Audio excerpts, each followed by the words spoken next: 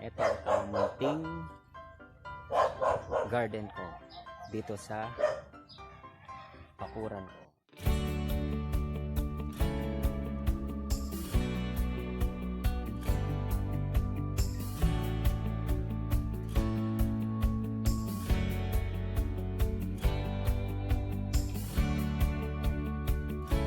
Welcome back to our channel.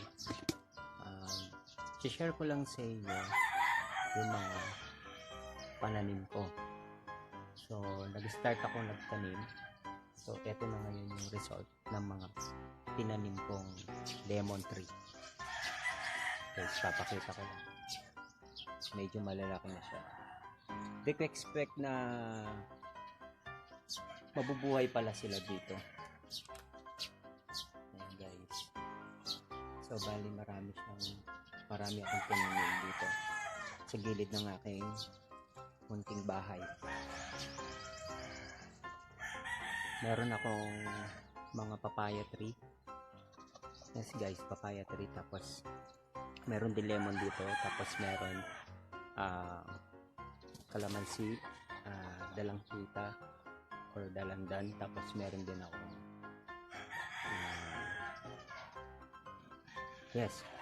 dalanghita. Tapos nagtanim din ako ng talbos ng kamote. Kamote. Tapos dito naman yung mga ayan. Tapos yan naman nakikita nyo yung mga siling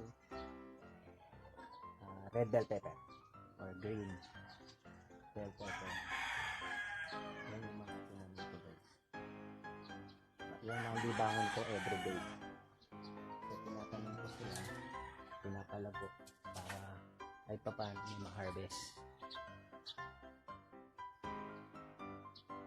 Ito yung aking backyard.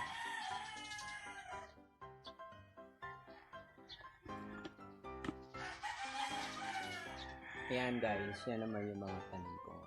Sili.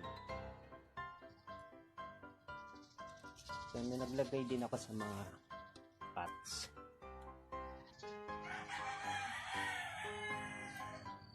Naglagay din ako sa mga paso. Ito medyo nagkakasbong na siya, nagkakabulaklak na.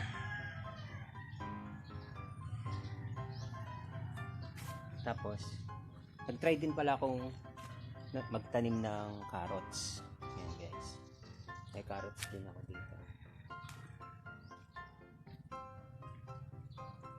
Ayan guys. Medyo meron na siyang bunga.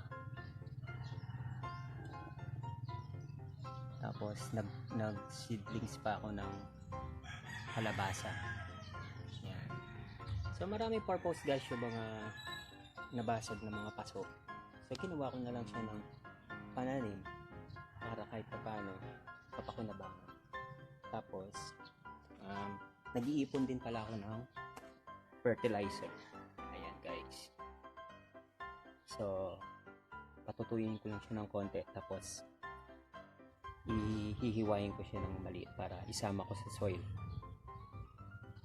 Yan. Ito lang yung aking munti. Tapos meron pala akong marang. Yan. Sana mag-work. Sana lumago.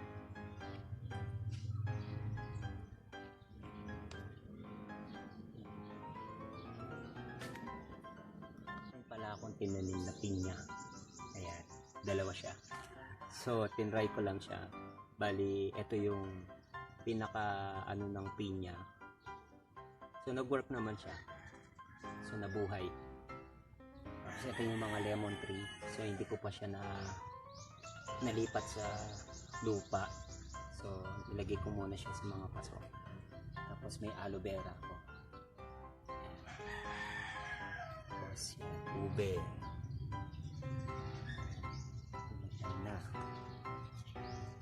Ito yung hindi ko alam kung dalandan ba to or kalamansi. Siguro I think ito kalamansi. Hindi ko alam, basta kinubo ko na lang. Tapos ito yung mga yan, nag-start pa lang siyang nabuhay yung mga kamote. Bulbos ng kamote ko yan. Tapos ito, medyo lumalaki na siya ng konting yung mga talong. Ito naman yung mga okra ko.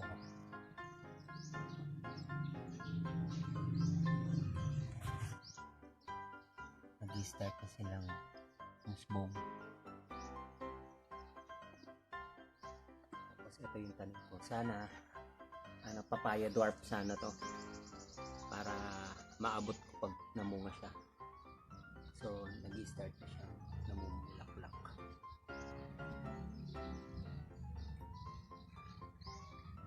Ito na yung atis. So guys, ito yung mga bunga niya. So sobrang dami ng bunga niya guys.